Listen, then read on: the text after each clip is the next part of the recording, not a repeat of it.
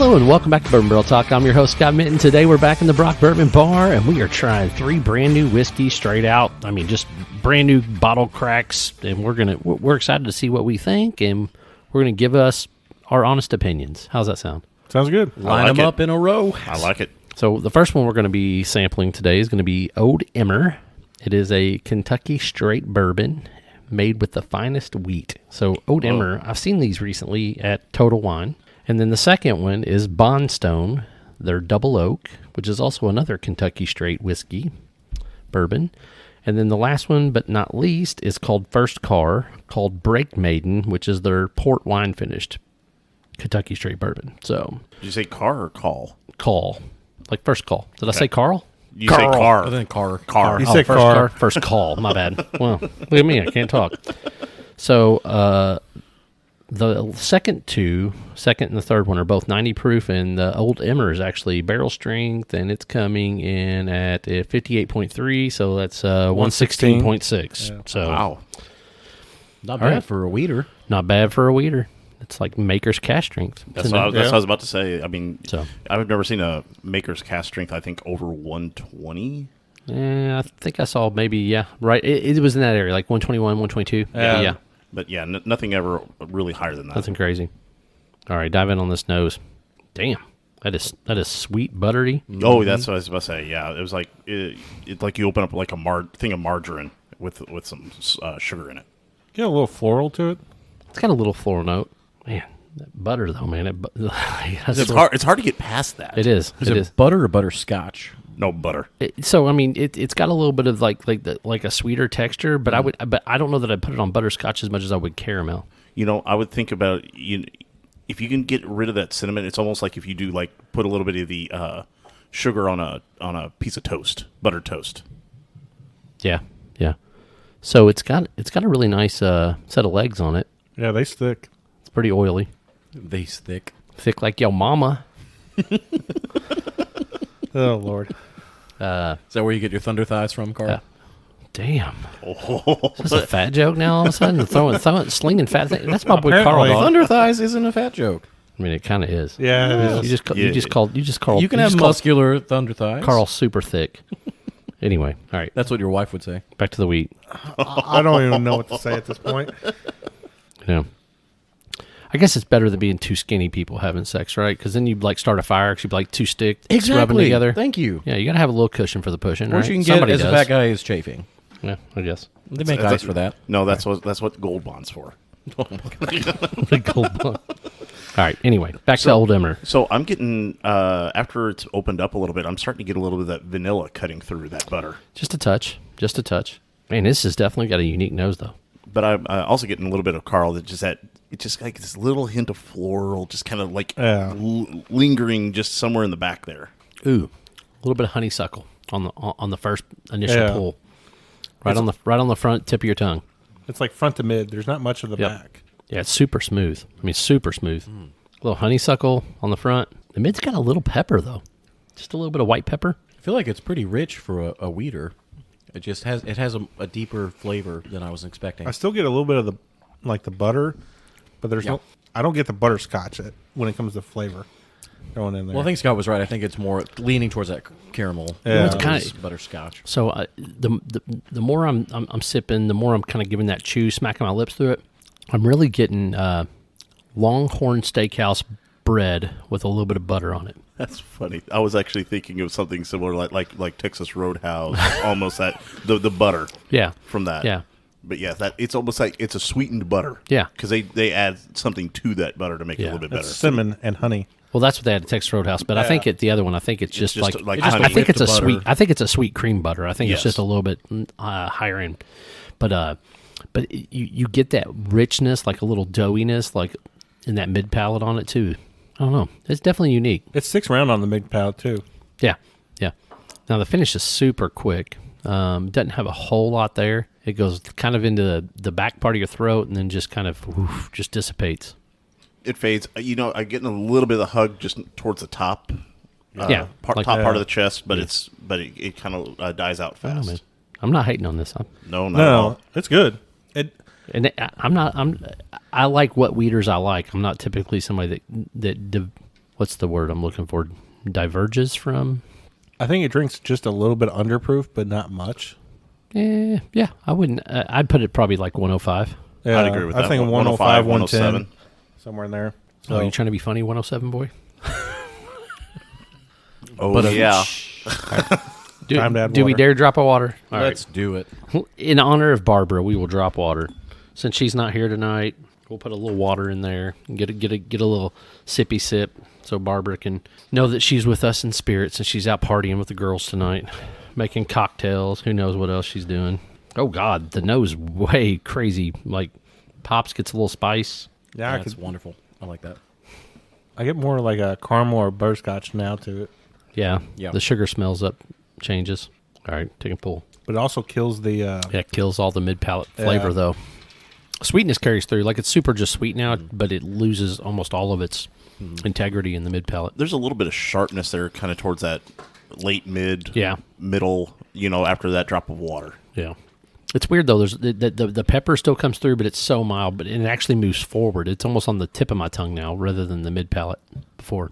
I get that. I definitely prefer this the neat way. Yeah, me too. I prefer that little bit of burn to it. Yeah, I'll agree. Neat. All right, I'm gonna switch this out. Then we'll move to the double oak. Double oak. The old Bondstone. Do you by chance are these age stated any at all? No, I heard that the company hasn't released anything under 4 years old. So my guess is it's at least 4 years old. All right, or like a blend with 4, but yeah, everything's non-age stated. So yeah, Correct. Yep. So, all right, Bondstone, Kentucky Straight Bourbon Whiskey, double oaked. Whoa, it's got a super sweet nose. I like this nose. So proof on this one, Scott? Your mom, 90. You can color me, or you can Yeah, call 90. me. You color me crazy, call me crazy, but this has some nose remnants of Woodford Double Oak. Maybe not that not as rich like brown sugar or molasses that you get in some of them, but this is not the pick ones, but this is more the standard. So, I don't get the banana. So for me, it's hard for me to grab that smell. You're getting banana out of Woodford. Yeah, Yeah. Woodford Double Oak. Yeah, usually I get just Really? a touch of banana right there in that on the initial nose. Yeah, I always get more brown sugar. Kind of Brown like carries sugar, harder vanilla. for me. Yeah, brown sugar, vanilla, a little bit of banana. But yeah, for this one, it's I don't get any banana. I get a lot of brown sugar. There's a lot of brown sugar, almost like a creme brulee type top Yeah. on top of something. It's There's also some- very creamy. There's also something there right at the end that I'm trying to figure out what it is. Is it a little like a baking It's got a whole damn story on this thing, man. on the bottle? Yeah, I'm gonna let you read this here in a minute. I don't want to read the tasting notes. I got about a quarter of the way down and started seeing that there was tasting notes, so I'm gonna leave it alone for a second. Don't be looking at that, Carl. What's wrong with you? I can't read from this distance. Shit. You can't read anyway. Fucking with the Providence. Wow. I went to Silver Creek before there. Oh, even worse. So you got kicked out of Silver Creek and had to go to Providence? No, they didn't have my sports. He's a wrestler. I was. Now, see, this one's just really mild. The double oak comes through as just sweetness. There's not really a whole lot of extra oak. I don't get feel any like. bite I don't- to it whatsoever. There's There's no bite. It's super smooth. Yeah, It's just sweet, no oaky, there's no wood flavor at all. Yeah. So well, there is. It's there's right in the wood. mid palate. I don't get any. You don't get the mid palate like in between like your tongue and your teeth. I get the sweetness right there, but I don't get like an oaky unless it's just really mild. That's where I'm just getting not the oak picking is up. right there. So I'm getting that oak right around the late front palate to the early mid palate, and I get that sweetness. But then the sweetness falls off really fast. That oakiness kind of lingers for a little bit, but it's like back palate nothing. Yeah, it completely cuts Nothing. off after I the wonder Okay. what this will taste like barrel strength. I would actually like that to try this barrel strength. but- Yeah. Okay, on the second pour or the second pull, I'm getting a little bit of the oak, but just not much. I mean, It's good. very approachable. Yeah. I mean, like this is so. I would equate this to being like really good Basil Hayden. Like it's very approachable, very light. It's got a few different flavor profiles, but there's not a lot of Complexity. not a lot of complexity. Yeah. I mean, this is better than Basil Hayden. Oh, 100 times better than Basil Hayden. Well, the thing is that from a mouthfeel standpoint, this is kind of on that just slightly past water. Because there's nothing that's from a mouthfeel that you really feel that Yeah, and stays. there's not a ton of legs on it. No, It's got some, but not much. Though we did go from 116.7 to Yeah, fair. 90. Fair. But I'll give you that. I do like it. It's just there's just not a ton there to it. I mean, Yeah. if you want to spend a night with some guys crushing a bottle, Exactly. this would be easy to do. Oh yeah.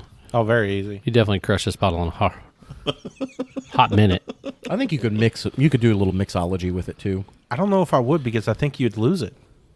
Yeah, I'll be honest with you. Depends on what you would pair it with. I think you could put this. I agree with you. I think you could put this with like something that you wanted to pull some sweetness out, like some kind of like maybe even like a whiskey sour, like to give it a little bit more sweetness. I do think. I mean, it's gonna. You won't taste the alcohol. right. Oh, God, no. There's nothing to stand up to it. Yeah. So it could definitely be dangerous in a cocktail. I'm not adding water to this. No use to. It's not worth. I It's not think worth it. Yeah. At least with the barrel strength that you could tell the difference. Yeah. Oh, yeah. You're right though, Nick. That's a knockback. I mean, you It can just it is a very approachable. It could be a very good beginner. Yeah. somebody. It's definitely entry level. Like if you're trying to introduce somebody to bourbon, I think it'd be a really nice, solid introduction for somebody. And it'd be an easy like first double oak to get if somebody's kind of weary of double oak and just wanting to see if it's sweet. I mean it wouldn't be bad. So my thing is, I mean, they call it a double oak, but like I would not put this up against any other double oak. Like there's not enough wood complexity to call it a double oak, in my humble opinion. I would agree with that. I think it's just super approachable. I drank a pretty good amount just now and slammed it back, and I am getting a pepper on the back end now. Yeah. So it has a little bit more that it's offering the more I drink of it. Yeah. I'm so glad you finally come around. Huh? I still get a little bit more sweetness on the last pull. Well, my last pull, I got a little more sweetness on the front end Right. than really anything. All right. Last call. Break Maiden. And this one is First 90 call. proof. First call. Did I say last call? Yes, you did. Damn, twice. I'm all over the place. So first call. I was Not your night. So I was sitting there thinking, and I don't know if anybody's done it, but I was sitting there thinking, there should be somebody that calls a bourbon closing time. Oh yeah. Closing time Closing or last time bourbon. call. Yeah. Either one. Yeah. Or last call. I don't know. Crazy. Closing time. One last call for alcohol. So finish my whiskey and beer. Do you know who sang that song? Sublime? No. No. That's Santeria. Not bad. I know best with Santeria. That's what I was thinking. I ain't got no crystal Since you ball. were the music madman, Scott, who is it? I'm trying to think. I know who sings it. That's not an 80s song. It's it was Closing an early time 90s. is Semisonic. Boom. Yeah. Well done. You don't have to look. You don't have to look it up. I got that shit. Because it was released mid '90s or something like Yeah, that. that's. I'd say probably late 90s. late '90s. Yeah. Yeah, late 90s. I definitely get a nice strong. It smells like a port. Yeah, Finish. you get it very. It's very influenced by the port. Yep. Got some wine. Got some dark fruit. Got some cats jumping in the blinds. It's like Doesn't- a plum or something in there. Yeah, I got Yeah. that plum. See, I'm getting. I can see where you say plum, but to me, it's almost like fig. It could be that too. I could be just off. Some more of that Like that a dried dark fig? Yeah, sugar. yeah. I think. All right. Pull number one going down. You get a lot of pepper, not a lot of pepper. You get some pepper. A lot of the port comes through. Sort of dries out your tongue, but it's a lot of mid to back. Not much on the front, but it's all mid to back to me. I'm gonna tell you what. This is better than Angel Envy. Yeah, I will agree with that. At least from the first pull. I mean, really and truly, I'm getting. I see where you're getting the pepper about mid palate. I'm getting more of a fruit than I would get with a port. It's going to be drier. It tends to be more towards earth tones, and I'm not getting really those earth tones. I get a little bit on, I wish we had some dark chocolate to go with this. like a 70 or 80% cacao. Yeah, like 70-75% cacao. Yep, for sure. I think it would help bring out some of that dark fruit. I say a little bit more. We might have a candy tripsters that might have some of those little mini, the little crackle things. That there might be a couple dark chocolates in there. I can go see if we can find it real fast. There we go. Uh-oh. That pepper just is kind of overpowering the mid palate for me a little bit. See, it's funny. overpowering to me. I don't get it on the mid palate at all. It's on the tip of my tongue. So I get the pepper on the on the front tongue. I'm getting all that dark fruit in my mid palate, and then the finish is a really, really subtle sweetness. I'm with Scott on this one. I'm flipped. I've got the fruit up front and then the pepper in the middle.